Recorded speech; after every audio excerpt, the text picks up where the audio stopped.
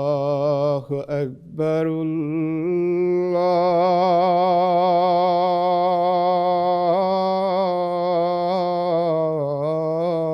الله أكبر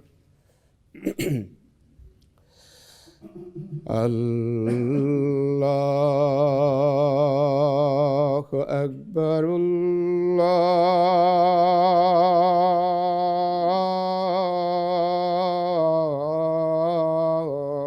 الله أكبر أشهد أن لا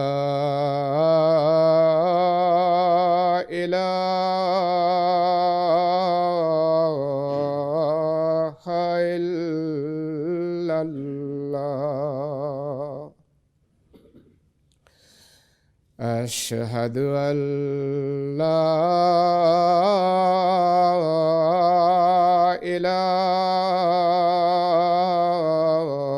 إله إلا الله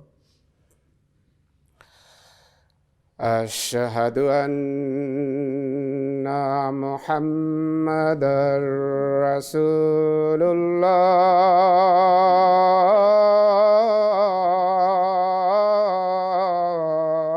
الله أشهد أن محمدًا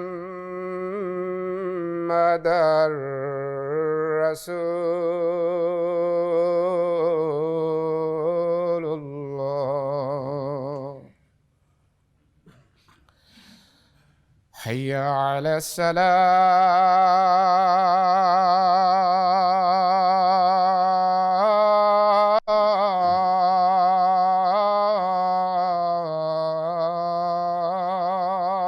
الصلاة حي على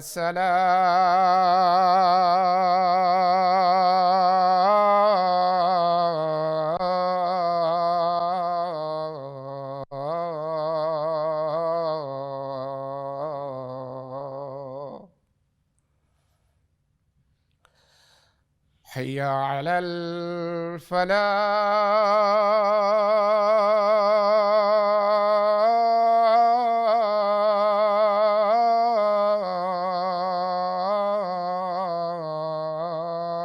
الفلاح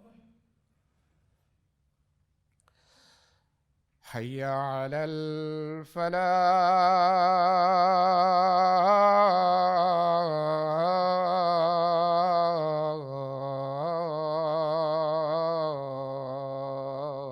الفلاح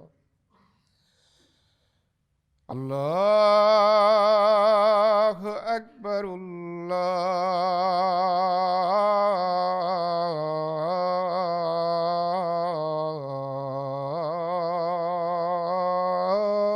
الله أكبر لا إله إلا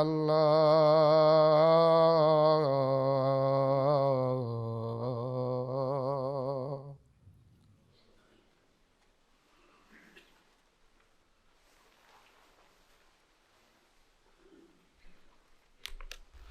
السلام عليكم ورحمة الله.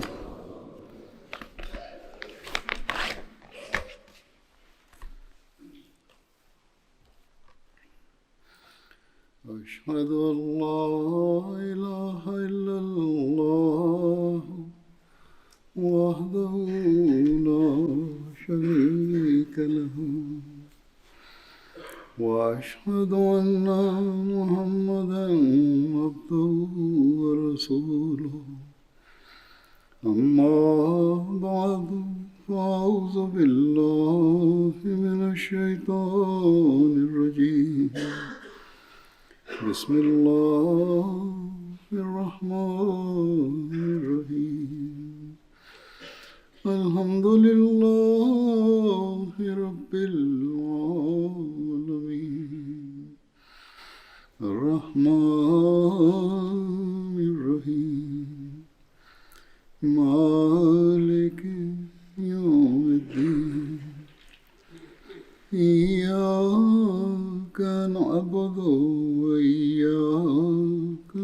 المستقيم اهدنا الصراط المستقيم صراط الذين أنعمت عليهم غير المغضوب عليهم ولا الضالين.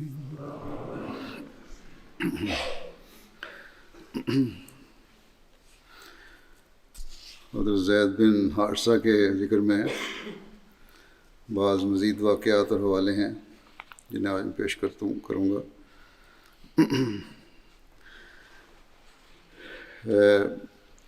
حضرت زید بن حارثہ کی ایک سریہ جو ربیع الاخر سن 6 ہجری میں بنو سلیم کی طرف بھیجا گیا تھا، اس کا ذکر کرتے ہوئے سید خاتم النبیین مرزا بشیر صاحب لکھتے ہیں کہ ماہ ربیع الاخر 6 ہجری میں حضرت صلی اللہ علیہ وسلم نے اپنے آزاد کردہ غلام اور سابق متبنہ زید بن حارثہ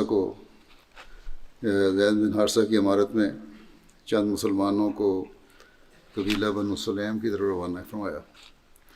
یہ قبیلہ اس وقت نجد کے علاقے میں بمقام جموم آباد تھا اور ایک عرصے سے حضرت صلی اللہ علیہ وسلم کے خلاف برسر پیکار چلاتا تھا، سازشیں کرتا رہتا تھا، کوشش کرتا تھا جنگوں کی. چنانچہ غزوہ خندق میں بھی اس قبیلے نے مسلمانوں کے خلاف نمایاں حصہ لیا تھا. جب زید بن حارثہ اور ان کے ساتھی جموم میں پہنچے جو مدینہ سے قریباً 50 میل کے فاصلے پر تھا تو وہاں کوئی نہیں تھا، خالی جگہ دیکھی، مگر انہیں قبیلہ مزینہ کی ایک عورت حلیمہ نامی سے جو مخالفین اسلام میں سے تھی، اس نے اس جگہ کا پتہ بتا دیا جہاں اس وقت قبیلہ بنو سلیم کا ایک حصہ اپنے جانور مویشی چرا رہا تھا. چنانچہ اسی اطلاع سے فائدہ اٹھا کر زید بن حارثہ نے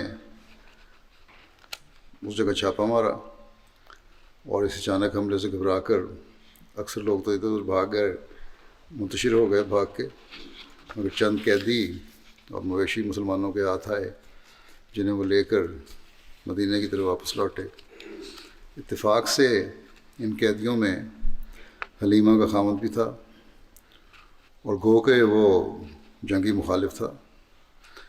حضرت صلی اللہ علیہ وسلم نے حلیمہ کی اس امداد کی وجہ سے نہ صرف حلیمہ کو بلا فدیہ آزاد کر دیا بلکہ ان کے خامد کو بھی احسان کے طور پر چھوڑ دیا اور حلیمہ اور ان کا خامد خوشی خوشی اپنے وطن کو واپس چلے گئے.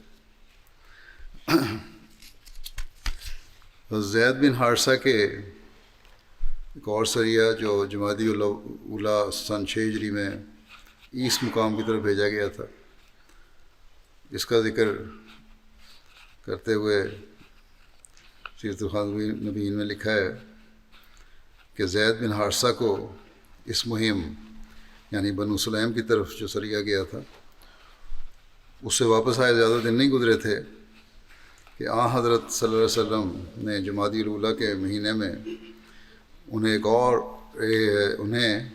170 صحابہ کی کمان میں پھر مدینہ سے روانہ فرمایا. اور اس مہم کی وجہ اہل سیر نے یہ لکھی ہے کہ شام کی طرف سے قریش مکہ کا ایک قافلہ آ رہا تھا اور اس کی روک تھام کے لیے حضرت صلی اللہ علیہ وسلم نے اس دستے کو روانہ فرمایا تھا. یہاں یہ وضاحت بھی کر دوں کہ قریش کے قافلے عموماً ہمیشہ مسلح ہوتے تھے اور مکہ اور شام کے درمیان آتے جاتے ہوئے وہ مدینہ کے بالکل قریب سے گزرتے تھے، جس کی وجہ سے ان کی طرف سے ہر وقت خطرہ رہتا تھا. اس کے علاوہ یہ قافلے جہاں جہاں سے گزرتے قبائل عرب کو مسلمانوں کے خلاف اکساتے جاتے تھے. اس مرزا بشیر احمد صاحب لکھتے ہیں جس کی وجہ سے سارے ملک میں مسلمانوں کے خلاف عداوت کی خطرناک آگ مشتعل ہو چکی تھی، اس لیے ان کی روک تھام ضروری تھی۔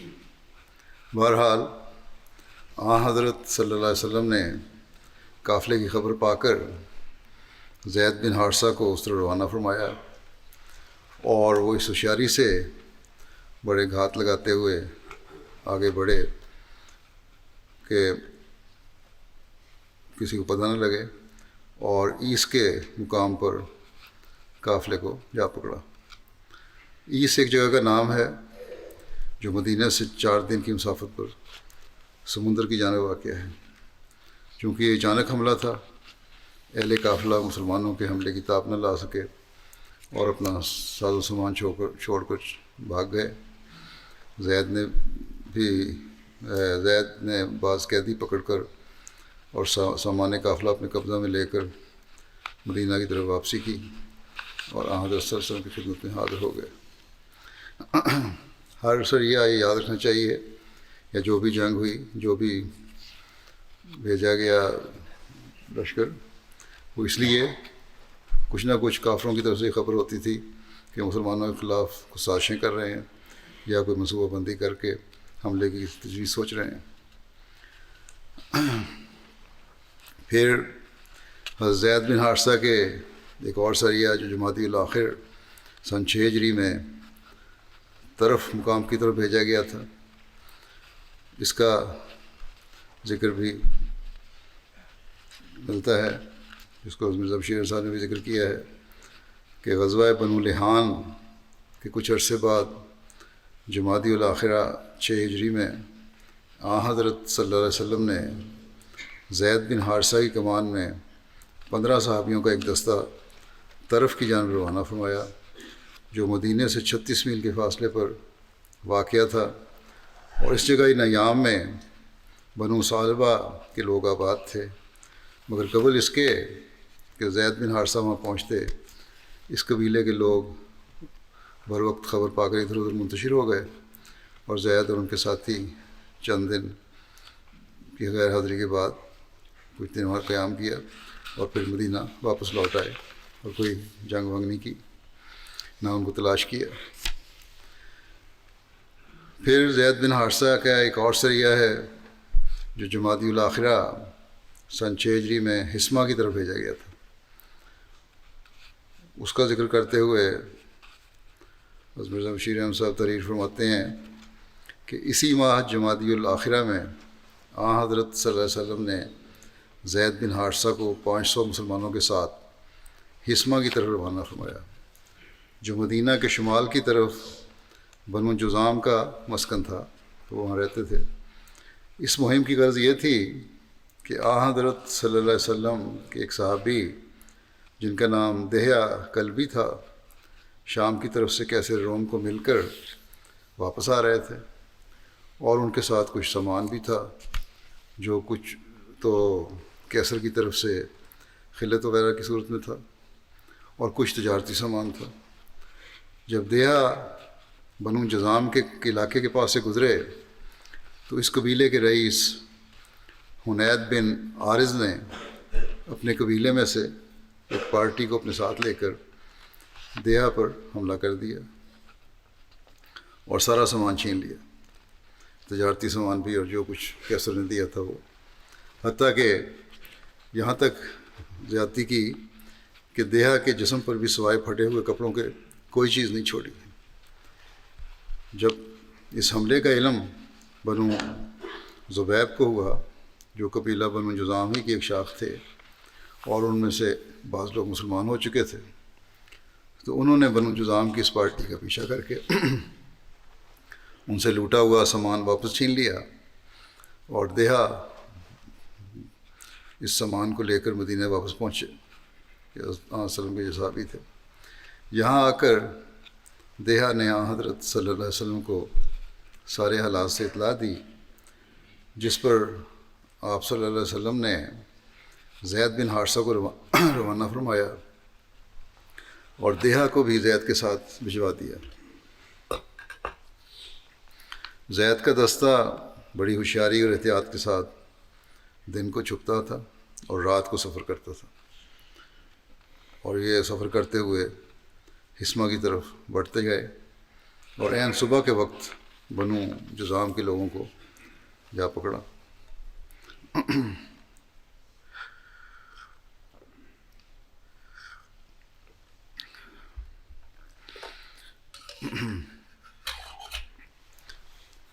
بنو جذام نے مقابلہ کیا، باقاعدہ جنگ ہوئی، مگر مسلمانوں کے اچانک حملے کے سامنے ان کے پاؤں جم نہ سکے اور تھوڑے سے مقابلے کے بعد وہ بھاگ گئے اور میدان مسلمانوں کے ہاتھ رہا، اور زید بن حارثہ بہت سا سامان اور مال مویشی اور 100 کے قریب قیدی پکڑ کر واپس آ گئے۔ مگر ابھی زید مدینہ پہنچے نہیں تھے کہ قبیلہ بنو زبیب کے لوگوں کو، جو بنو جذام کی شاخ تھے، زید کی اس مہم کی خبر پہنچ گئی، اور وہ اپنے رئیس رفاع بن زید کی معیت میں حضرت صلی اللہ علیہ وسلم کی خدمت میں حاضر ہوئے اور وہاں جا کے کہا کہ یا رسول اللہ، ہم مسلمان ہو چکے ہیں، جیسے ذکر ہوا ان لوگوں نے تو سامان چھڑایا تھا، اور ہماری بقیہ قوم کے لیے امن کی تحریر بھی ہو چکی ہے، معاہدہ ہو چکا ہے کہ ان کو امن ملے گا، تو پھر ہمارے قبیلے کو اس حملے میں کیوں شامل کیا گیا ہے؟ اس حملے میں ان کے قبیلے کے کچھ لوگ بھی شامل ہو گئے تھے۔ آپ صلی اللہ علیہ وسلم نے فرمایا کہ ہاں یہ درست ہے، مگر زید کو اس بات کا علم نہیں تھا، اور پھر جو لوگ اس موقع پر مارے گئے تھے ان کے متعلق آپ صلی اللہ علیہ وسلم نے بار بار افسوس کا اظہار کیا۔ اس پر رفاع کے ساتھی ابو زید نے کہا کہ یا رسول اللہ، جو لوگ مارے گئے ہیں ان کے متعلق ہمارا کوئی مطالبہ نہیں، یہ ایک غلط فہمی کا حادثہ تھا جو ہو گیا کہ ہمارے جو معاہدے والے لوگ تھے وہ بھی جنگ میں ان کو بھی ملوث کر لیا گیا، مگر جو لوگ زندہ ہیں اور جو ساز و سامان زید نے ہمارے قبیلے سے پکڑا ہے وہ ہمیں واپس مل جانا چاہیے۔ آپ صلی اللہ علیہ وسلم نے فرمایا کہ ہاں یہ بالکل درست ہے، اور آپ نے فوراً حضرت علی کو زید کی طرف روانہ فرمایا اور بطور نشانی کہ انہیں اپنی تلوار عطا فرمائی، اور زید کو کہلا بھیجا کہ اس قبیلے کے جو قیدی اور اموال پکڑے ہیں، جو بھی مال تم نے پکڑا ہے وہ چھوڑ دو۔ زید نے حکم پاتے ہی فوراً سارے قیدیوں کو چھوڑ دیا اور ان کا مال غنیمت بھی انہیں واپس لوٹا دیا۔ بس یہ حضرت صلی اللہ علیہ وسلم کا اسمہ تھا معاہدوں کی پاسداری کا، یہ نہیں کہ پکڑ لیا تو ظلم کرنا ہے، بلکہ جو غلط فہمی سے جو کچھ ہوا، بعض قبیلے شامل تھے اور ہو سکتا ہے ان میں سے کچھ جان بوجھ کے بھی شامل ہوئے ہوں، لیکن حضرت صلی اللہ علیہ وسلم نے سب کو چھوڑ دیا اور ان کا مال و متاع ان کو واپس کر دیا۔ پھر حضرت زید کے ایک اور سریہ جو رجب 6 ہجری میں وادی القرا کی طرف بھیجا گیا تھا، اس کا ذکر بھی ملتا ہے۔ سریہ حسمہ کے ایک ماہ بعد حضرت صلی اللہ علیہ وسلم نے پھر زید بن حارثہ کو وادی القرا کی طرف روانہ فرمایا۔ جب زید کا دستہ وادی القرا میں پہنچا تو بنو فزارہ کے لوگ ان کے مقابلے کے لیے تیار تھے، چنانچہ اس معرکے میں متعدد مسلمان شہید بھی ہوئے، خود زید کو بھی زخم آئے مگر خدا تعالیٰ نے اپنے فضل سے بچا لیا۔ وادی القرا، مرزا بشیر احمد صاحب لکھتے ہیں کہ وادی القرا جس کا اس سریے میں ذکر ہوا ہے وہ مدینہ سے شمال کی طرف شامی راستے پر ایک آباد وادی تھی جس میں بہت سی بستیاں آباد تھیں، اور اسی واسطے اس کا نام وادی القرا پڑ گیا تھا، یعنی بستیوں والی وادی۔ سریہ موتا 8 ہجری میں ہوا۔ موتا بلقاء کے قریب ملک شام میں ایک مقام ہے۔ اس سریے کے اسباب بیان کرتے ہوئے، وجوہات بیان کرتے ہوئے علامہ ابن سعد لکھتے ہیں کہ رسول اللہ صلی اللہ علیہ وسلم نے حارث بن عمیر کو قاصد بنا کر شاہ بصرہ کے پاس خط دے کر بھیجا۔ جب وہ موتا کے مقام پر اترے تو انہیں شرحبیل بن عمر غسانی نے شہید کر دیا۔ حضرت حارث بن عمیر کے علاوہ رسول اللہ صلی اللہ علیہ وسلم کا اور کوئی قاصد شہید نہیں کیا گیا۔ بہرحال یہ سانحہ حضرت صلی اللہ علیہ وسلم پر بہت گراں گزرا۔ آپ صلی اللہ علیہ وسلم نے لوگوں کو بلایا تو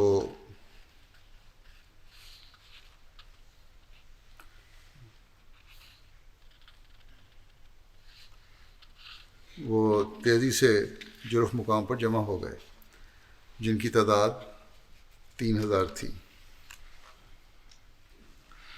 حضرت صلی اللہ علیہ وسلم نے فرمایا کہ سب کے امیر زید بن حارثہ ہیں، اور ایک سفید جھنڈا تیار کر کے حضرت زید کو دیتے ہوئے نصیحت کی کہ حارث بن عمیر جہاں شہید کیے گئے ہیں وہاں پہنچ کر لوگوں کو اسلام کی دعوت دیں، اگر وہ قبول کر لیں تو ٹھیک ہے، نہیں تو ان کے خلاف اللہ تعالیٰ سے مدد مانگیں اور ان سے جنگ کریں۔ سریہ موتا جمادی الاول سن 8 ہجری میں ہوا۔ حضرت عبداللہ بن عمر سے روایت ہے کہ رسول اللہ صلی اللہ علیہ وسلم نے سریہ موتا کے لیے حضرت زید بن حارثہ کو امیر مقرر فرمایا۔ پھر رسول اللہ صلی اللہ علیہ وسلم نے فرمایا کہ اگر زید شہید ہو جائیں تو جعفر امیر ہوں گے، اور اگر جعفر بھی شہید ہو جائیں تو عبداللہ بن رواحہ تمہارے امیر ہوں گے، اور اس لشکر کو جیش العمراء بھی کہتے ہیں۔ صحیح بخاری میں بھی اس کا ذکر ہے، مسند احمد بن حنبل میں بھی۔ روایت میں یہ بھی آتا ہے کہ حضرت جعفر نے رسول اللہ صلی اللہ علیہ وسلم سے عرض کیا کہ یا رسول اللہ، مجھے کبھی یہ خیال نہیں آیا تھا کہ آپ زید کو مجھ پر امیر بنائیں گے۔ آپ صلی اللہ علیہ وسلم نے فرمایا کہ اس بات کو چھوڑو، کیونکہ تم نہیں جانتے کہ بہتر کیا ہے۔ حضرت مسلم موعود رضی اللہ عنہ سریہ موتا کا ذکر کرتے ہوئے فرماتے ہیں، گو اس واقعہ کچھ ذکر میں کچھ چند ہفتے پہلے یا چند مہینے پہلے کے خطبوں میں بھی کر چکا ہوں تھوڑا سا، بہرحال دوبارہ کہ ہاں زید کے حوالے سے بات ہو رہی ہے تو پھر ذکر کر دیتا ہوں۔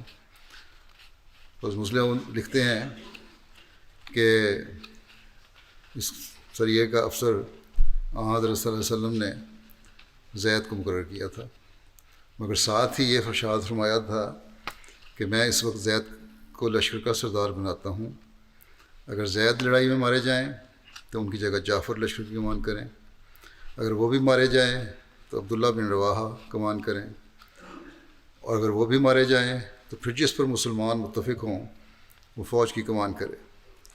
جس وقت آپ نے یہ ارشاد فرمایا اس وقت ایک یہودی بھی آپ کے پاس بیٹھا ہوا تھا۔ اس نے کہا کہ میں آپ کو نبی تو نہیں مانتا، لیکن اگر آپ سچے بھی ہوں تو ان تینوں میں سے کوئی بھی زندہ بچ کر نہیں آئے گا، کیونکہ نبی کے منہ سے جو بات نکلی ہے وہ پوری ہو کر رہتی ہے۔ گزشتہ جو ذکر ہوا تھا چند مہینے پہلے، اس میں غالباً یہ ذکر تھا کہ یہودی حضرت زید کے پاس گیا اور ان کو یہ کہا۔ تو بہرحال حضرت مسلم نے اس کو روایت کو اس طرح درج کیا ہے۔ تو وہ یہودی، ہاں آگے وہی بات لکھی ہے حضرت مسلم نے بھی، کہ وہ یہودی حضرت زید کے پاس گیا اور انہوں نے بتایا کہ اگر تمہارا رسول سچا ہے تو تم زندہ واپس نہیں آؤ گے۔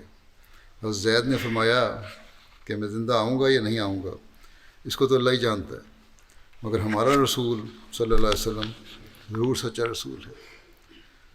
اللہ تعالیٰ کی حکمت ہے کہ یہ واقعہ بالکل اسی طرح پورا ہوا۔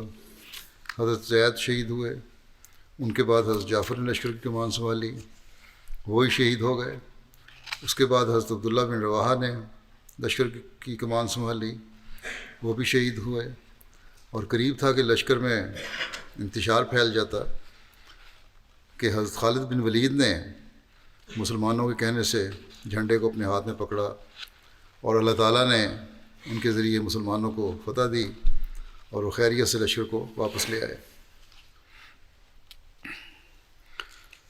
بخاری میں اس واقعے کی روایت اس طرح ملتی ہے، حضرت انس بن مالک سے روایت ہے کہ نبی کریم صلی اللہ علیہ وسلم نے فرمایا زید نے جھنڈا لیا اور وہ شہید ہوئے، پھر جعفر نے اسے پکڑا اور وہ بھی شہید ہو گئے، پھر عبداللہ بن رواحہ نے جھنڈے کو پکڑا اور وہ بھی شہید ہو گئے، اور یہ خبر دیتے ہوئے آپ صلی اللہ علیہ وسلم کی آنکھوں سے آنسو بہہ رہے تھے۔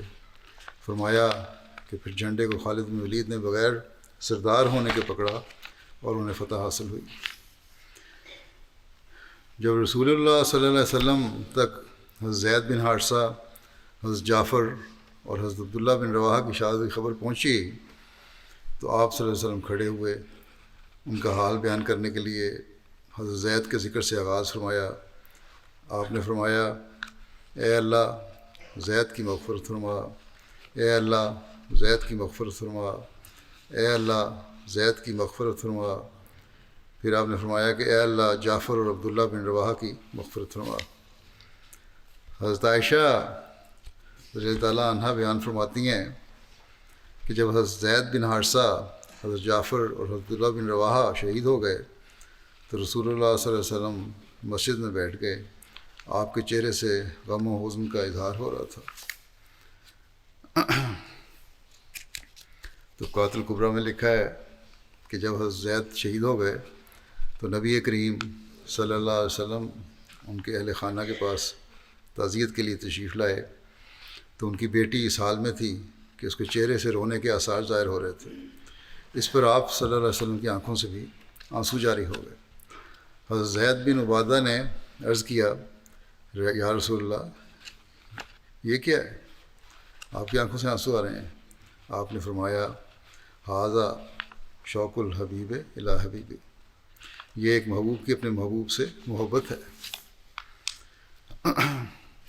حضرت زید کی شہادت کا ذکر کرتے ہوئے علامہ ابن سعد لکھتے ہیں کہ رسول اللہ صلی اللہ علیہ وسلم نے ذریعہ موتا کے میں حضرت زید بن حارثہ کو امیر مقرر کیا اور دوسرے امیروں پر آپ کو مقدم رکھا۔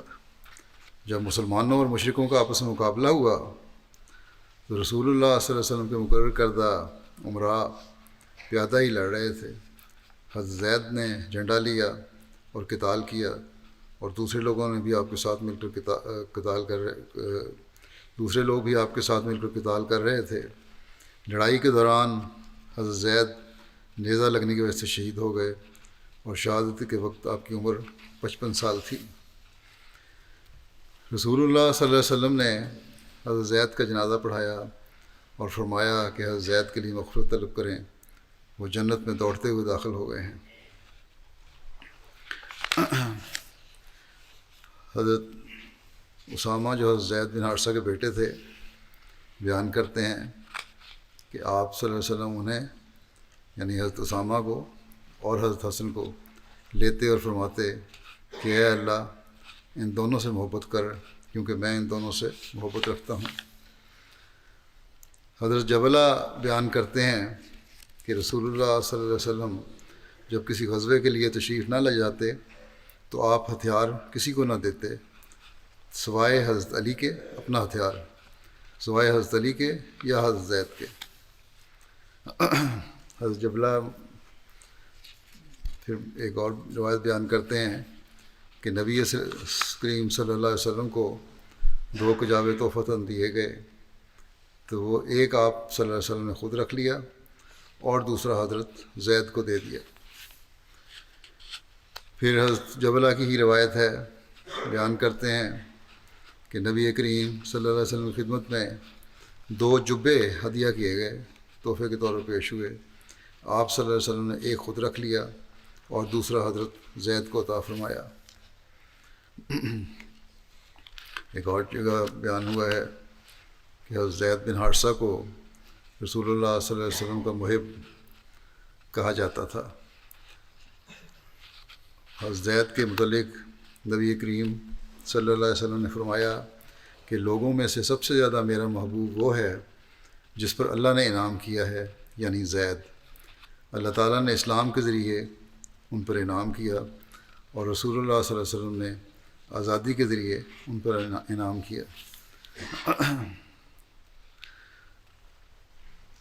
جنگ موتا کے بارے میں مختلف تاریخ کی کتب میں جو درج ہے اس کا خلاصہ یہ ہے کہ جنگ موتا کا بدلہ لینے کے لیے حضرت صلی اللہ علیہ وسلم نے ایک بہت بڑا لشکر تیار فرمایا، جو سفر 11 ہجری میں رسول کریم صلی اللہ علیہ وسلم نے تیار فرمایا اور سفر 11 ہجری میں رسول کریم صلی اللہ علیہ وسلم نے لوگوں کو حکم دیا کہ روم کے خلاف جنگ کے لیے تیار ہو جاؤ۔ گو اس جنگ کا ہوتا گا، یہ جو لشکر تیار فرمایا تھا جنگ، اس کے بعد اس کا زید بن حارثہ سے براہ راست تعلق نہیں ہے کیونکہ وہ پہلے ہی شہید ہو چکے تھے، لیکن اس فوج کی تیاری اور وجہ میں حضرت زید بن حارثہ کا ذکر بھی آتا ہے، اس لیے یہ حصہ بھی بیان کر دیتا ہوں۔ کچھ حصے کا حضرت اسامہ کے ذکر میں بھی غالباً کچھ عرصہ پہلے ذکر ہو چکا ہے۔ بہرحال حضرت اسامہ بدری صحابی نہیں تھے، اس وقت بہت چھوٹے تھے، لیکن ان کا ذکر پہلے کیونکہ میں عمومی طور پر صحابہ کر رہا تھا اس میں ہو گیا تھا۔ بہرحال یہ لشکر جب تیار ہوا تو اگلے دن آپ نے صلی اللہ علیہ وسلم نے حضرت اسامہ بن زید کو بلایا اور اس مہم کی قیادت آپ کے سپرد کرتے ہوئے فرمایا، اپنے باپ کے شہید ہونے کی جگہ کی طرف جاؤ، اور ملک شام کے لیے روانگی کا ارشاد کرتے ہوئے فرمایا، جب روانہ ہو تو تیزی کے ساتھ سفر کرو اور ان تک اطلاع پہنچنے سے پہلے وہاں پہنچ جاؤ۔ پھر صبح ہوتے ہی اہل ابنا ملک شام میں بلقاء کے علاقے میں موتا کے قریب ایک مقام جہاں جنگ موتا ہوئی تھی وہاں پر حملہ کرو، اور بلقاء ملک شام میں واقع ایک علاقہ ہے جو دمشق اور وادی القرا کے درمیان ہے، اس کو بارے میں لکھا ہے کہ حضرت لوط کی نسل میں سے بالک نام کے ایک شخص نے آباد کیا تھا۔ اور داروم کے بارے میں لکھا ہے کہ مصر جاتے ہوئے فلسطین میں غزوہ کے مقام پر ایک مقام ہے۔ بہرحال اللہ صلی اللہ علیہ وسلم نے فرمایا کہ ان جگہوں کو اپنے گھوڑوں کے ذریعے سے روند ڈالو، بدلہ لینے کی حضرت زید کا۔ حضرت صلی اللہ علیہ وسلم نے اسامہ سے مزید فرمایا، اپنے ساتھ راستہ بتانے والی بھی لے کر جاؤ اور وہاں کی خبر کے حصول کے لیے بھی آدمی مقرر کرو جو تمہیں صحیح صورتحال سے آگاہ کریں۔ اللہ تعالیٰ تمہیں کامیابی بخشے اور جلد واپس لوٹ آنا۔ اس مہم کے وقت حضرت اسامہ کی عمر 17 سال سے یا 20 سال کے درمیان تھی۔ آپ صلی اللہ علیہ وسلم نے حضرت اسامہ کے لیے اپنے ہاتھ سے ایک جھنڈا باندھا اور حضرت اسامہ سے کہا کہ اللہ کے نام کے ساتھ اس کی راہ میں جہاد کرو، جو اللہ کا انکار کرے اس سے جنگ کرو۔ حضرت اسامہ یہ جھنڈا لے کر نکلے اور اسے حضرت بریدہ کے سپرد کیا۔ یہ لشکر جرف مقام میں اکٹھا ہونا شروع ہوا۔ جرف بھی مدینہ سے 3 میل کے فاصلے پر ایک جگہ ہے۔ اس لشکر کی تعداد 3000 بیان کی جاتی ہے۔ اس لشکر میں مہاجرین اور انصار میں سے سب شامل ہوئے۔ ان میں حضرت ابوبکر، حضرت عمر، حضرت ابو عبیدہ بن الجراح، حضرت سعد بن ابی وقاص جیسے جلیل القدر صحابہ اور کبار صحابہ بھی شامل تھے، لیکن ان کے لشکر کے سردار حضرت اسامہ کو مقرر فرمایا جو 17-18 سال کی عمر کے تھے۔ کچھ لوگوں نے حضرت اسامہ پر اعتراض کیا کہ یہ لڑکا اتنی چھوٹی عمر میں اولین مہاجرین پر امیر بنا دیا ہے۔ اس پر رسول کریم صلی اللہ علیہ وسلم سخت ناراض ہوئے۔ آپ نے اپنے سر کو ایک رومال سے باندھا ہوا تھا اور آپ ایک چادر اوڑھے ہوئے تھے۔ آپ ممبر پر چڑھے اور فرمایا کہ اے لوگو، یہ کیسی بات ہے جو تم میں سے بعض کی طرف سے اسامہ کی امارت کے بارے میں مجھے پہنچی ہے۔ اگر میرے اسامہ کو امیر بنانے پر تم نے اعتراض کیا ہے تو اس سے پہلے اس کے باپ کو میرے امیر مقرر کرنے پر بھی تم اعتراض کر چکے ہو۔ پھر آپ فرماتے ہیں کہ خدا کی قسم وہ بھی اپنی اندر امارت کے اوصاف رکھتا تھا، یعنی حضرت زید بن حارثہ، اور اس کے بعد اس کا بیٹا بھی اپنے اندر امارت کے خواص رکھتا ہے۔ وہ ان لوگوں میں سے تھا جو مجھے سب سے زیادہ محبوب ہیں، اور یہ دونوں یقیناً ہر خیر کے حقدار ہیں۔ پھر آپ نے فرمایا بس اس یعنی اسامہ کے لیے خیر کی نصیحت پکڑو کیونکہ یہ تم میں سے بہترین لوگوں میں سے ہے۔ یہ 10 ربیع الاول ہفتے کا دن تھا، یعنی حضرت صلی اللہ علیہ وسلم کی وفات سے 2 دن پہلے کی بات ہے۔ وہ مسلمان جو حضرت اسامہ کے ساتھ روانہ ہو رہے تھے وہ رسول اللہ صلی اللہ علیہ وسلم کو وداع کر کے جرف کے مقام پر لشکر میں شامل ہونے کے لیے چلے جاتے۔ رسول اللہ صلی اللہ علیہ وسلم کی بیماری بڑھ گئی، لیکن آپ صلی اللہ علیہ وسلم تاکید فرماتے تھے کہ لشکر اسامہ کو بھجواؤ۔ اتوار کے دن رسول اللہ صلی اللہ علیہ وسلم کا درد اور زیادہ ہو گیا اور حضرت اسامہ لشکر میں واپس آئے تو آپ بے ہوشی کی حالت میں تھے۔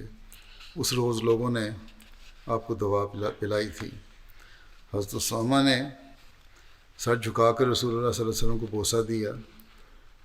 آپ صلی اللہ علیہ وسلم بول نہیں سکتے تھے، لیکن آپ صلی اللہ علیہ وسلم اپنے دونوں ہاتھ آسمان کی طرف اٹھاتے اور حضرت اسامہ کے سر پر رکھ دیتے تھے۔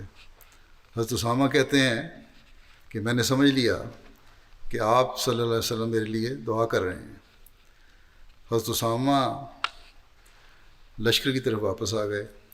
سوموار کو رسول اللہ صلی اللہ علیہ وسلم کو افاقہ ہو گیا۔ آپ صلی اللہ علیہ وسلم نے اسامہ سے فرمایا کہ اللہ تعالیٰ کی برکت سے روانہ ہو جاؤ۔ حضرت اسامہ حضرت صلی اللہ علیہ وسلم سے رخصت ہو کر روانہ ہوئے اور لوگوں کو چلنے کا حکم دیا۔ اسی اثناء میں ان کی والدہ حضرت ایمن کی طرف سے ایک شخص یہ پیغام لے کر آیا کہ حضرت صلی اللہ علیہ وسلم کا آخری وقت دکھائی دے رہا ہے، طبیعت بہت زیادہ خراب ہو چکی ہے۔ یہ اندونا خبر سنتے ہی حضرت اسامہ، حضرت عمر اور حضرت ابو عبیدہ کے ساتھ رسول اللہ صلی اللہ علیہ وسلم کے پاس حاضر ہوئے، واپس آ گئے تو دیکھا کہ آپ پر نزع کی حالت تھی۔ 12 ربیع الاول کو پیر کے دن سورج ڈھلنے کے بعد آپ صلی اللہ علیہ وسلم نے وفات پائی، جس کی وجہ سے مسلمانوں کا لشکر جرف مقام سے مدینہ واپس آ گیا اور حضرت بریدہ نے حضرت اسامہ کا جھنڈا رسول اللہ صلی اللہ علیہ وسلم کے دروازے پر گاڑ دیا۔ جب حضرت ابوبکر کی بیعت کر لی گئی تو حضرت ابوبکر نے حضرت بریدہ کو حکم دیا کہ جھنڈا لے کر اسامہ کے گھر جاؤ کہ وہ اپنے مقصد کے لیے روانہ ہو۔ یہ لشکر جو تیار کیا تھا حضرت وسلم نے، اب اس کو لے کر جاؤ۔ حضرت بریدہ جھنڈے کو لے کر لشکر کی پہلی جگہ پر لے گئے۔ حضرت صلی اللہ علیہ وسلم کی وفات کے بعد تمام عرب میں خواہ کوئی عام آدمی تھا یا خاص، تقریباً ہر قبیلے میں فتنہ ارتداد پھیل چکا تھا اور ان میں نفاق ظاہر ہو گیا تھا۔ اس وقت یہود و نصارہ نے اپنی آنکھیں پھیلائیں اور بڑے خوش تھے کہ اب دیکھیں کیا ہوتا ہے، اور بدلے لینے کے لیے تیاریاں بھی کر رہے تھے۔ اور نبی کریم صلی اللہ علیہ وسلم کی وفات اور مسلمانوں کی کمی تعداد کے باعث ان کی حالت ایک طوفانی رات میں بکری کی مانند تھی۔ مسلمانوں کی بہت مشکل حالت میں تھے۔ بڑے بڑے صحابہ نے حضرت ابوبکر سے عرض کیا کہ حالات کی نزاکت کے پیش نظر فی الحال لشکر اسامہ کی روانگی متاخر کر دیں، ذرا لیٹ کر دیں، کچھ عرصے کے بعد چلا جائے۔ تو حضرت ابوبکر نہ مانے اور فرمایا کہ اگر درندے مجھے گھسیٹتے پھریں تو بھی میں اس لشکر کو رسول اللہ صلی اللہ علیہ وسلم کے فیصلے کے مطابق بھجوا کر رہوں گا، اور میں رسول اللہ صلی اللہ علیہ وسلم کا جاری کردہ فرمودہ فیصلہ نافذ کر کے رہوں گا۔ ہاں، اگر بستیوں میں میرے سوا کوئی بھی باقی نہ رہے تو بھی میں اس فیصلے کو نافذ کروں گا۔ بہرحال آپ نے حضرت صلی اللہ علیہ وسلم کے حکم کو کما حقہ قائم رکھا اور نافذ فرمایا، اور جو صحابہ حضرت اسامہ کے لشکر میں شامل تھے انہیں واپس جرف جا کر لشکر میں شامل ہونے کا ارشاد فرمایا۔ حضرت ابوبکر نے فرمایا کہ ہر وہ شخص جو پہلے اسامہ کے لشکر میں شامل تھا اور اسے رسول اللہ صلی اللہ علیہ وسلم نے اس میں شامل ہونے کا ارشاد فرمایا تھا وہ ہرگز پیچھے نہ رہے، اور نہ ہی میں اسے پیچھے رہنے کی اجازت دوں گا۔ اسے خواہ پیدل بھی جانا پڑے وہ ضرور ساتھ جائے گا۔ بہرحال لشکر ایک بار پھر تیار ہو گیا۔ بعض صحابہ نے حالات کی نزاکت کے باعث پھر مشورہ دیا کہ فی الحال اس لشکر کو روک لیا جائے۔ ایک روایت کے مطابق حضرت اسامہ نے حضرت عمر سے کہا کہ آپ حضرت ابوبکر کے پاس جا کر ان سے کہیں کہ وہ لشکر کی روانگی کا حکم منسوخ کر دیں تاکہ ہم مرتدین کے خلاف نبرد آزما ہوں اور خلیفہ رسول اور حرم رسول اور مسلمانوں کو مشرکین کے حملے سے محفوظ رکھیں۔ اس کے علاوہ بعض انصار صحابہ نے حضرت عمر سے کہا کہ خلیفہ رسول اللہ صلی اللہ علیہ وسلم حضرت ابوبکر اگر لشکر کو روانہ کرنے پر ہی مصر ہیں، یہی اصرار ہے، تو ان سے یہ درخواست کریں کہ وہ کسی ایسے شخص کو لشکر کا سردار مقرر کر دیں جو عمر میں اسامہ سے بڑا ہو۔ لوگوں کی یہ رائے لے کر حضرت عمر حضرت ابوبکر کے پاس حاضر ہوئے۔ حضرت ابوبکر نے پھر اسی آہنی عزم کے ساتھ ارشاد فرمایا کہ اگر جنگل کے درندے مدینے میں داخل ہو کر مجھے اٹھا لے جائیں تو بھی وہ کام کرنے سے باز نہیں آؤں گا جسے رسول اللہ صلی اللہ علیہ وسلم نے کرنے کا حکم دیا ہے۔ اس کے بعد حضرت عمر نے بعض انصار کا پیغام دیا تو وہ سنتے ہی حضرت ابوبکر نے جلال سے فرمایا کہ اسے یعنی اسامہ کو رسول اللہ صلی اللہ علیہ وسلم نے امیر مقرر فرمایا ہے اور تم مجھ سے کہتے ہو کہ میں اسے اس عہدے سے ہٹا دوں۔ حضرت ابوبکر کا حتمی فیصلہ سننے اور آپ کے آہنی عزم کو دیکھنے کے بعد حضرت عمر لشکر والوں کے پاس پہنچے۔ جب لوگوں نے پوچھا کہ کیا ہوا تو حضرت عمر نے بڑے غصے سے کہا کہ میرے پاس سے فوراً چلے جاؤ، محض تم لوگوں کی وجہ سے مجھے آج خلیفہ رسول صلی اللہ علیہ وسلم سے ڈانٹ کھانی پڑی ہے۔ جب حضرت ابوبکر کے حکم کے مطابق جیش اسامہ جرف کے مقام پر اکٹھا ہو گیا تو حضرت ابوبکر خود تشریف لے گئے وہاں، اور آپ نے وہاں جا کر لشکر کا جائزہ لیا اور اس کو ترتیب دی، اور روانگی کے وقت کا منظر بھی بہت ہی حیرت انگیز تھا۔ اس وقت حضرت اسامہ سوار تھے جبکہ حضرت ابوبکر خلیفۃ الرسول پیدل چل رہے تھے۔ حضرت اسامہ نے عرض کیا کہ اے رسول اللہ صلی اللہ علیہ وسلم کے خلیفہ یہ تو آپ سوار ہو جائیں یا پھر میں بھی نیچے اترتا ہوں۔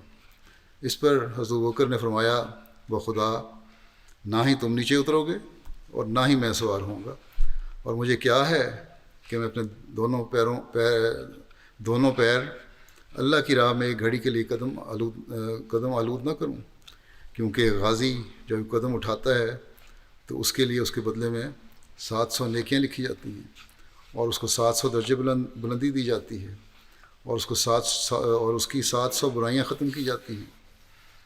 حضرت ابوبکر کو مدینہ میں کئی کاموں کے لیے حضرت عمر کی ضرورت تھی۔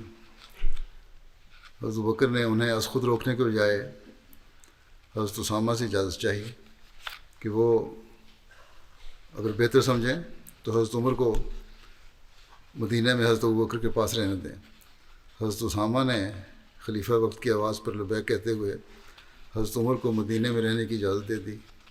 اس واقعے کے بعد حضرت عمر جب بھی حضرت اسامہ سے ملتے تو آپ کو مخاطب ہو کر کہا کرتے تھے السلام علیکہ ایھا الامیر، اے امیر تم پر سلامتی ہو۔ حضرت اسامہ اس کے جواب میں غفر اللہ لک یا امیر المومنین کہتے تھے کہ اے امیر المومنین اللہ تعالیٰ آپ سے مغفرت کا سلوک فرمائے۔ بہرحال حضرت ابوبکر نے آخر میں لشکر کو ان الفاظ میں نصیحت فرمائی کہ تم خیانت کے مرتکب نہ ہونا، خیانت نہ کرنا، تم بدعہدی نہ کرنا، چوری نہ کرنا اور مسئلہ نہ کرنا، شکلیں نہ بگاڑنا جو جنگ میں جو لوگ مر جائیں، قتل ہو جائیں مخالفین کے، چھوٹی عمر کے بچے اور بوڑھے اور عورت کو قتل نہ کرنا، کھجور کے درخت کو نہ کاٹنا اور نہ ہی جلانا، کسی بھیڑ، گائے اور اونٹ کو کھانے کے سوا ذبح نہ کرنا۔ پھر آپ نے فرمایا کہ تم ضرور ایسی قوم کے پاس سے گزرو گے جنہوں نے اپنے آپ کو گرجاؤں میں عبادت کے لیے وقف کر رکھا ہوگا، تو انہیں چھوڑ دینا۔ تمہیں ایسے لوگ بھی ملیں گے جو اپنے برتنوں میں انواع و اقسام کے کھانے لائیں گے، تم اگر ان میں سے کھاؤ تو بسم اللہ پڑھ کر کھاؤ، اور تم ضرور ایسی قوم کے پاس پہنچو گے جنہوں نے درمیان سے اپنے سروں کو منڈوایا ہوگا لیکن چاروں طرف سے بالوں کو لٹوں کی مانند چھوڑا ہوگا، بس تم ایسے لوگوں کو تلوار کا ہلکا سا زخم لگانا اور اللہ کے نام کے ساتھ اپنا دفاع کرنا۔ اللہ تعالیٰ تمہیں تان اور تعاون کی وبا سے محفوظ رکھے۔ اور پھر حضرت ابوبکر نے حضرت اسامہ سے کہا کہ رسول اللہ صلی اللہ علیہ وسلم نے جو تمہیں کرنے کا حکم دیا ہے وہ سب کچھ کرنا۔ ان ساری باتوں سے ظاہر بھی ہوتا ہے کہ جہاں حضرت ابوبکر نے حضرت اسامہ کو اسلامی آداب جنگ کی تاکید فرمائی، کوئی ظلم نہیں ہونا چاہیے کسی قسم کا۔ وہاں یہ بھی واضح ہوتا ہے کہ آپ کو اس لشکر کی فتح پر بھی یقین تھا، اس لیے آپ نے فرمایا کہ تمہیں کامیابیاں ملیں گی۔ بہرحال یکم ربیع الاخر 11 ہجری کو حضرت اسامہ روانہ ہوئے۔ حضرت اسامہ اپنے لشکر کے ہمراہ مدینہ سے روانہ ہو کر منزلوں پر منزلیں طے کرتے ہوئے حسب وصیت رسول اللہ صلی اللہ علیہ وسلم شام کے علاقہ ابنا پہنچے، اور صبح ہوتے ہی آپ نے بستی کے چاروں طرف سے ان پر حملہ کیا۔ اس لڑائی میں جو شعار تھا، نعرہ تھا یا منصور و امت تھا، یعنی اے مدد یافتہ مار ڈال۔ اس لڑائی میں جس نے بھی مسلمان مجاہدوں کے ساتھ مقابلہ کیا وہ قتل ہوا، اور بہت سے قیدی بھی بنائے گئے۔ اسی طرح بہت سا مال غنیمت بھی حاصل ہوا، جس میں سے انہوں نے خمس رکھ کر باقی لشکر میں تقسیم کر دیا، 5واں حصہ رکھ کے باقی تقسیم کر دیا، اور سوار کا حصہ پیدل والے سے دوگنا تھا۔ اس مارکے سے فارغ ہو کر لشکر نے ایک دن اسی جگہ قیام کیا اور اگلے روز مدینہ کے لیے واپسی کا سفر اختیار کیا۔ حضرت اسامہ نے مدینہ کی طرف ایک خوشخبری دینے والا روانہ کیا۔ اس مارکے مسلمانوں کا کوئی آدمی بھی شہید نہیں ہوا۔ جب یہ کامیاب اور فاتح لشکر مدینہ پہنچا تو حضرت ابوبکر نے مہاجرین و انصار کے ساتھ مدینہ سے باہر نکل کر ان کا بھرپور خیر مقدم کیا۔ حضرت بریدہ جھنڈا لہراتے ہوئے لشکر کے آگے آگے چل رہے تھے۔ مدینہ میں داخل ہو کر لشکر مسجد نبوی تک گیا۔ حضرت اسامہ نے مسجد میں 2 نفل ادا کیے اور اپنے گھر چلے گئے۔ متفرق روایات کے مطابق یہ لشکر 40 سے لے کر 70 روز تک باہر رہنے کے بعد مدینہ واپس پہنچا تھا۔ جیش اسامہ کا بھجوایا جانا مسلمانوں کے لیے بہت نفع کا موجب بنا، کیونکہ اہل عرب یہ کہنے لگے کہ اگر مسلمانوں میں طاقت اور قوت نہ ہوتی تو وہ ہرگز یہ لشکر روانہ نہ کرتے۔ تو اس طرح جو کفار تھے وہ بہت ساری ایسی باتوں سے باز آ گئے جو مسلمانوں کے خلاف کرنا چاہتے تھے۔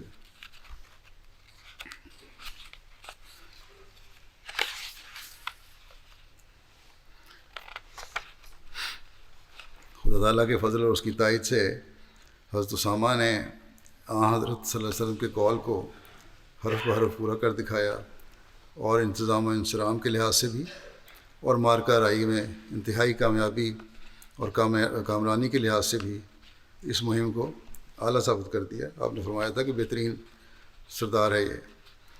خدا تعالیٰ کے فضل اور حضرت صلی اللہ علیہ وسلم اور خلیفہ وقت کی دعاؤں کی قبولیت اور برکت نے ثابت کر دیا کہ حضرت اسامہ بھی اپنے شہید والد حضرت زید کی طرح نہ صرف یہ کہ سرداری کے اہل تھے، بلکہ ان خواص اور اوصاف میں ایک بلند مقام رکھتے تھے۔ اور یہ خلیفہ وقت کا مضبوط عزم و ہمت اور بلند حوصلہ ہی تھا جس نے متعدد اندرونی اور بیرونی خطرات اور اعتراضات کے باوجود اس لشکر کو روانہ کیا، اور پھر خدا نے کامیابی اور کامرانی سے نواز کر مسلمانوں کو پہلا سبق یہ سکھا دیا کہ حضرت صلی اللہ علیہ وسلم کی وفات کے بعد اب تمام برکتیں صرف اطاعت خلافت میں ہی ہیں۔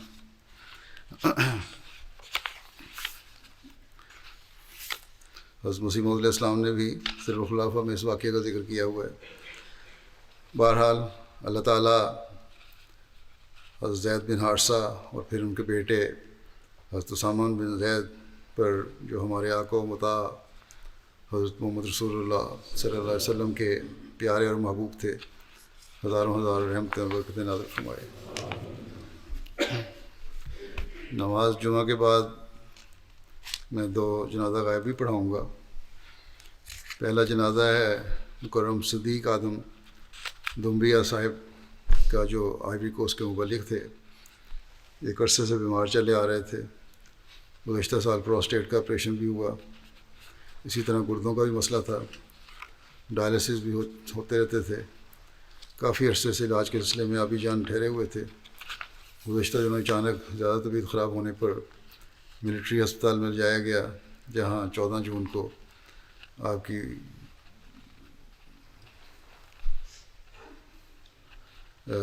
وفات ہو گئی۔ انا للہ و انا الیہ راجعون۔ صدیق آدم صاحب 1950 میں آئیوری کوسٹ کے گاؤں لوسینگے میں پیدا ہوئے تھے۔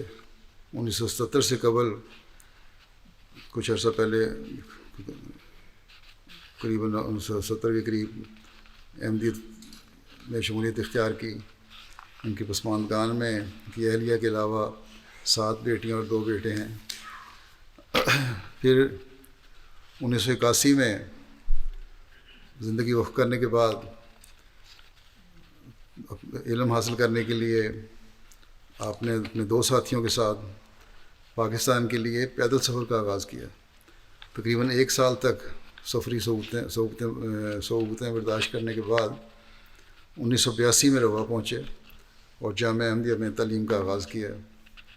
جامعہ احمدیہ میں تعلیم حاصل کرنے کے بعد 1985-86 میں آپ کی آئیوری کوسٹ واپسی ہوئی اور پھر وفات تک بدستور 30 سال سے زائد عرصہ مغربی افریقہ کے مختلف ممالک میں بطور مبلغ کی توفیق پائی۔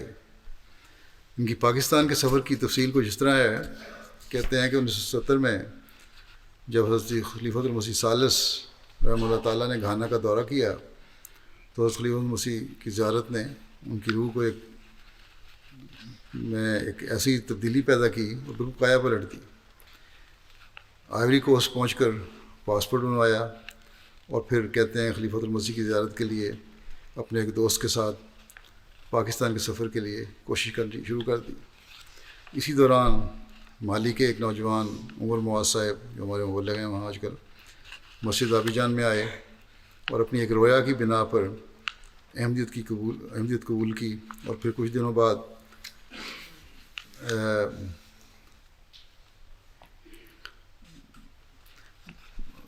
مسیح موعود علیہ السلام کے شہر اور خلیفۃ المسیح سے ملاقات کی شہر کو دیکھنے اور خلیفۃ المسیح کی ملاقات کی شدید خواہش کا اظہار کیا۔ بہرحال اس طرح ان تینوں نے پاکستان کا سفر کا فیصلہ کیا۔ چنانچہ 20 اگست 1981 کو انہوں نے اپنے سفر کا آغاز کیا۔ آئیوری کوسٹ سے روانہ ہو کر سفر کی پہلی منزل پہ گھانا پہنچے۔ وہاں وہاب آدم صاحب امیر مشری انچارج سے ملاقات کی۔ دعاؤں کے بعد یہ ٹوگو سے بینین کو عبور کرتے ہوئے نائجیریا کے شہر لیگوس پہنچے۔ وہاں مشن میں قیام کے بعد کیمرون کے لیے روانہ ہوئے۔ مشری انچارج نائجیریا نے بھی اپنی دعاؤں کے ساتھ انہیں رخصت کیا، کچھ مالی مدد بھی کی۔ پھر کیمرون سے ہوتے ہوئے چاڈ میں داخل ہوئے۔ چاڈ میں وہاں ان کو قید و بند کی صعوبتیں برداشت کرنی پڑیں، لیکن بہرحال صبر اور حوصلے کے ساتھ اپنا سفر جاری رکھا۔ چاڈ سے آگے سفر جاری رکھنا تقریباً ناممکن تھا، لیکن خدا تعالیٰ نے ایک خواب کے ذریعے ان کی رہنمائی فرمائی کہ فوج میں شامل ہو جائیں۔ چنانچہ لیبیا کی فوج میں شامل ہونے کی کوشش کی انہوں نے، اور اس موقع پر خدا تعالیٰ نے غیبی امداد کی اور ناممکن کو ممکن بنایا۔ ایک وقت ایسا بھی آیا کہ لیبیا کی گورنمنٹ نے ان سب کو ملک بدر کر دیا، لیکن مسبب الاسباب خدا نے ایسے حالات پیدا کر دیے کہ نہ صرف یہ کہ حکم نامہ کینسل ہو گیا ملک بدر ہونے کا، بلکہ لیبیا کی فوج میں بطور رضاکار شامل ہو کر لبنان میں تقریباً 8 ماہ سرحد کی حفاظت کی ذمہ داری بھی انجام دی۔ جب جنگ ختم ہوئی تو انہوں نے اپنے انچارج سے پاکستان جانے کی خواہش کا اظہار کیا، تو اس نے کہا کہ کچھ عرصہ مزید ہمارے پاس ٹھہر لو، اس کے بعد انٹرنیشنل پاسپورٹ بنوا کر آپ کو امریکہ بھجوا دوں گا، آپ پاکستان جانے کے بجائے امریکہ چلے جائیں۔ تو ان لوگوں نے شکریہ کے ساتھ یہ پیشکش قبول کرنے سے مدد کر لی اور عرض کیا کہ ہم تعلیم کی غرض سے پاکستان جانا چاہتے ہیں۔ پاکستانی سفارت خانے نے ویزا دینے سے انکار کر دیا، لیکن خدا تعالیٰ نے ان کے انچارج کے ذریعے کراچی تک ایئر ٹکٹ مہیا کر دیے، جو ان کا فوج کا انچارج تھا، اور یوں 27 نومبر 1982 کو یہ پاکستان جانے کے لیے ایئرپورٹ پہنچے۔ نصرت الہی کا نظارہ پھر سے دیکھنے کو ملا۔ انچارج نے ان کا تعارف ایک پولیس اہلکار سے کروایا کہ یہ اسلامی تعلیم کے لیے پاکستان جا رہے ہیں، ان کی ہر ممکن مدد کی درخواست ہے۔ چنانچہ اس پولیس اہلکار نے ان کی بے حد مدد کی۔ رات جہاز دمشق سے روانہ ہو کر صبح کراچی ایئرپورٹ پر پہنچ گیا۔ اب یہ کراچی تو پہنچ گئے لیکن ویزے کی پریشانی تھی۔ دعاؤں کے بعد پھر ایئرپورٹ پولیس کے سامنے پاسپورٹ برائے کنٹرول رکھ دیے۔ سوال و جواب ہوئے۔ تعلیم کے لیے پاکستان آنا اپنا مقصد بیان کیا تو پولیس اہلکار نے مہر لگا کر پاسپورٹ پر دستخط کر دیے۔ پھر پوچھا کہ کہاں جانا ہے؟ پھر انہوں نے کہا کہ روا جانا ہے۔ تو اس نے کہا یہ تو تم قادیانی ہو؟ پہلے اس کے کہ مزید کوئی منفی خیالات اس کا ارادہ بدل دیتے، مہر کو کینسل کر دیتا، اس کے ایک ساتھی نے کہا کہ قادیانی ہے تو کیا ہوا، تعلیم کے لیے آئے ہیں، جانے دو۔ بہرحال یہ کہتے ہیں کہ اتنا ان کو شوق تھا روا پہنچنے کا اور خلیفۃ المسیح سے ملنے کا، بڑے جذبات سے مغلوب تھے۔ ان کو یہ خیال ہی نہیں گیا کہ یہاں پتہ کر لیں کراچی میں کوئی جماعت ہے تو کہاں ہے اور کوئی ممبر ہے تو اس سے مل لیں تاکہ آسانیاں پیدا ہو جائیں۔ بجائے جماعت سے رابطہ کرنے کے سیدھے ریلوے اسٹیشن پہنچے اور وہاں سے روا کے لیے ریل کا ٹکٹ طلب کیا۔ وہاں بھی کوئی ریلوے میں ٹکٹ دینے والا کوئی لالچی شخص متعصب تھا۔ اس نے کہا احمدیوں کو ہم ٹکٹ نہیں دیتے، اور 2 گھنٹے کی بڑی بحث کے بعد آخر دگنا کرایہ لے کر ٹکٹ دینے پر راضی ہو گیا۔ لیکن ٹکٹ بھی پھر ایسی گاڑی کا دیا جو سست ترین گاڑی تھی، اور 24 گھنٹے ان کو لگے روا پہنچتے ہوئے کراچی سے۔ بہرحال بڑے اس کٹھن سفر کے بعد خلیفۃ المسیح ثالث کی زیارت کا شوق تھا ان کو، تو پہنچے روا پہنچ کر دارالضیافت میں گئے۔ اردو زبان آتی نہیں تھی، بہرحال لوگوں کی زبان پر بار بار جب یہ ان کو نہیں پتہ تھا کہ کیا ہو چکا ہے، بار بار خلیفۃ المسیح رابع کے الفاظ سن کر ان کو تشویش ہوئی، اور پھر رابطہ کرنے پہ علم ہوا کہ حضرت خلیفۃ المسیح ثالث کی تو وفات ہو چکی ہے، اور اب حضرت المسیح ثالث حضرت المسیح رابع خلافت کے مقام پر متمکن ہیں۔ بہرحال پھر ان کی ملاقات ہوئی۔ 1982 میں جامعہ احمدیہ میں داخلہ لیا۔ جامعہ سے تعلیم مکمل کر کے واپس آئیوری کوسٹ روانہ ہوئے، اور پھر وہاں سے مختلف ممالک میں ان کو پوسٹنگ ہوتی رہی جماعت کے ذریعے۔ 87 سے 91 تک آئیوری کوسٹ میں، 91 سے 92 تک نائجر میں، 92 سے 94 تک بینین میں، 94 سے 96 تک ٹوگو میں، اور 96 سے وفات تک پھر آئیوری کوسٹ میں رہے۔ باسط صاحب مبلغ آئیوری کوسٹ لکھتے ہیں کہ صدیق اعظم صاحب خلافت کے سچے عاشق اور سلسلے کے مخلص خادم تھے۔ لمبا عرصہ ان کو کہتے ہیں خاکسار کے ساتھ کام کرنے کا موقع ملا۔ انہوں نے دیکھا کہ دعا گو، تہجد گزار، صاحب رویا تھے۔ خوابوں کی تعبیر کا ملکہ بھی بڑا تھا، اور اکثر اپنے جاننے والوں کو ان خوابوں کے مطالب بیان کیا کرتے تھے۔ حضرت باقاعدہ اپنی ماہانہ رپورٹ یہاں بھجواتے مرکز میں بھی، اور مجھے بھی خط لکھتے تھے، دعائیہ خطوط بھی لکھتے تھے، اور خطوط اردو زبان میں لکھا کرتے تھے، یہ ان کی عادت تھی۔ بڑے نیک اور وقت کی پابندی کا احساس کرنے والے تھے، ذمہ داری کا احساس تھا، ہمیشہ وقت کی پابندی کرتے، اور جو کام بھی سپرد کیا جاتا وقت کے اندر ختم کرنے کی کوشش کرتے۔ لمبے سفروں کے دوروں سے کبھی نہیں گھبراتے تھے۔ تبلیغ بڑے دل نشین انداز میں کرتے تھے۔ فتنہ دجال اور اس کے ظہور اور علامات اور موجودہ دور کی خرابیوں کا ذکر کر کے امام مہدی کے ظہور کا تذکرہ کرتے، سننے والے آپ کے انداز بیان کی داد دیے بغیر نہیں رہ سکتے تھے، اور اکثر اوقات انہوں نے لکھا ہے کہ تبلیغ میں کامیابی ہوتی تھی۔ نارتھ ریجن میں ان کے تبلیغی دوروں کے نتیجے میں اللہ تعالیٰ نے ہزاروں پھل عطا فرمائے۔ اپنے پاکستان کے سفر کا اور اللہ تعالیٰ کے فضلوں کا بڑا ذکر کیا کرتے تھے، اور یہ بھی کہتے تھے کہ کس طرح اپنی احمدیت کی صداقت کے طور پہ یہ نشان پیش کیا کرتے تھے کہ کس طرح دور دراز ملکوں میں بھی اللہ تعالیٰ نے حضرت مسیح علیہ السلام کو سلطان نصیر عطا فرمائے ہیں، جو اس راہ میں قربانی پیش کرنے کے لیے تیار رہتے ہیں، اور پھر اللہ تعالیٰ انہیں نوازتا اور اپنے پیارے مہدی کی تائید اور نصرت فرماتا ہے۔ مرحوم کا انداز بیان جولا زبان وہاں بولی جاتی ہے، ان کے لیے خاص کشش کا باعث تھا۔ ریڈیو کے ذریعے لائیو پروگرام بھی پیش کرتے تھے، اور بڑے اعلیٰ قسم کے پروگرام ہوتے تھے ان کے، بڑے پسند کیے جاتے تھے۔ اللہ تعالیٰ ان کے مغفرت الرحم کا سلوک فرمائے، ان کے درجات بلند فرمائے، ان کی اولاد کو بھی صبر اور حوصلہ بھی عطا فرمائے، اور ان کی نیکیاں جاری رکھنے کی توفیق عطا فرمائے۔ دوسرے جنازہ جو ہے وہ ہے میاں غلام مصطفیٰ صاحب میر ضلع اکاڑا کا، جو 24 جون کو 83 سال کی عمر میں وفات پا گئے۔ انا للہ و انا الیہ راجعون۔ مرحوم پیدائشی احمدی تھے اور بڑی عبادت کا خاص شوق تھا، باجماعت ادا کرنے والے، نمازیں تہجد گزار تھے، اذان فجر کی اذان خود دیا کرتے تھے مسجد میں، اپنی ساری فیملی کو نماز فجر پر اٹھاتے، اور آخری وقت تک اللہ تعالیٰ نے ان کو توفیق دی کہ رمضان کے روزے رکھتے رہیں۔ تبلیغ کا بے حد شوق تھا، ہر ملنے والے کو کسی نہ کسی رنگ میں جماعت کا پیغام پہنچاتے تھے۔ انتہائی مل نثار، بہت نیک اور مخلص انسان تھے۔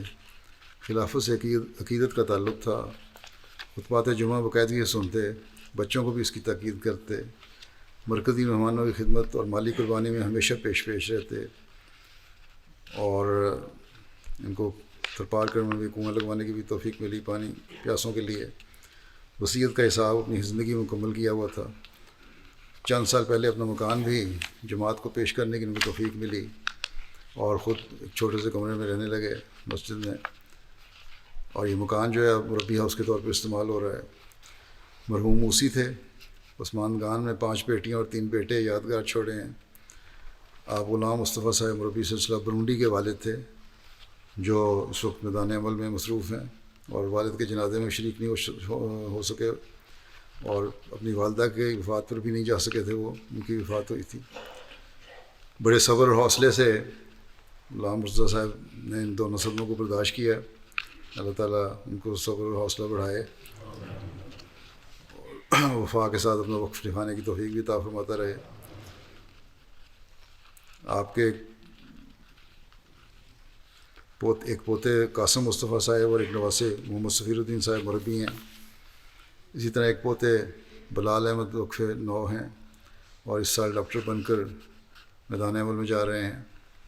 اللہ تعالیٰ رحم اور مغفرت کا سلوک فرمائے، ان سے درجات بلند فرمائے۔ غلام مرتضیٰ صاحب مربی جو ہیں پردیس میں اللہ تعالیٰ کا پیغام پہنچانے میں مصروف ہیں، اور اس وجہ سے جنازے میں جیسا کہ میں نے کہا شامل نہیں ہو سکے۔ انہیں صبر اور حوصلہ اور صدمہ برداشت کرنے کی توفیق دے۔ جمعے کے بعد انشاءاللہ دونوں کا جنازہ غائب پڑھاؤں گا۔